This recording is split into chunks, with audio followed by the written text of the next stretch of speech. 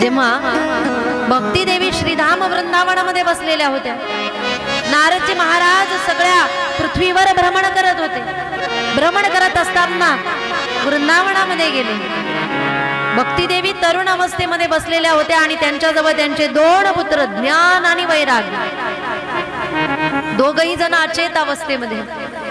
ज्ञान आणि वैराग्याला अचेत अवस्था काय येते त्याचं कारण, ज्ञान आणि वैराग्य कमी का होते त्याचं कारण एक म्हणजे कलिकालाचा प्रभाव आणि दुसरं म्हणजे ज्ञान आणि वैराग्य कुणी घ्यायला तयार नाही,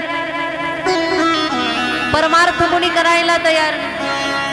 आपण असं म्हणणार की पूर्वी फार कमी गर्दी असायची कथा कीर्तनामध्ये, आता फार गर्दी असते कथा कीर्तनामध्ये तीर्थावर. अतिशय चुकीचं आहे हे. गर्दी तेवढीच आहे, फक्त लोकसंख्या वाढलेली आहे, त्याच्या तुलनेत एवढी गर्दी आहे. पूर्वीही तेवढेच लोक असायचे, आताही तेवढेच आहे, पण लोकसंख्या वाढल्यामुळे त्या तुलनेत आपल्याला ही गर्दी दिसते या ठिकाणी.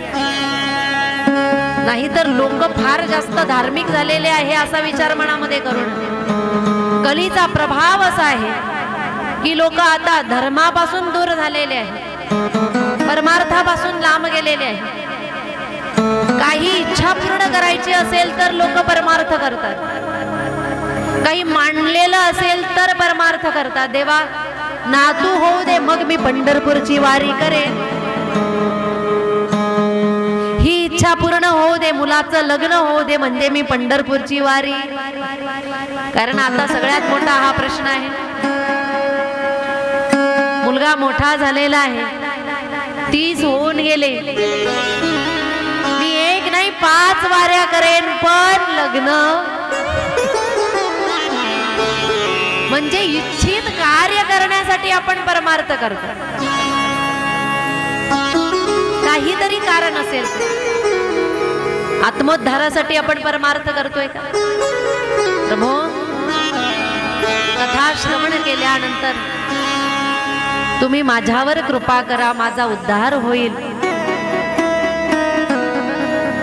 तुमची कृपा माझ्यावर होईल, माझ्या अंतःकरणामध्ये गोपिकांसारखं प्रेम जागृत होईल, याच्यामुळे मी पंढरपूरला येतोय किंवा येते आहे.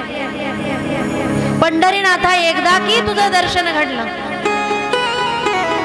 की कोणत्याही इच्छा माझ्या जीवनामध्ये शिल्लक राहायला नको म्हणून मी पंढरपूरला येतोय असं म्हणणारे किती आहेत? किती आहेत? कोणीही.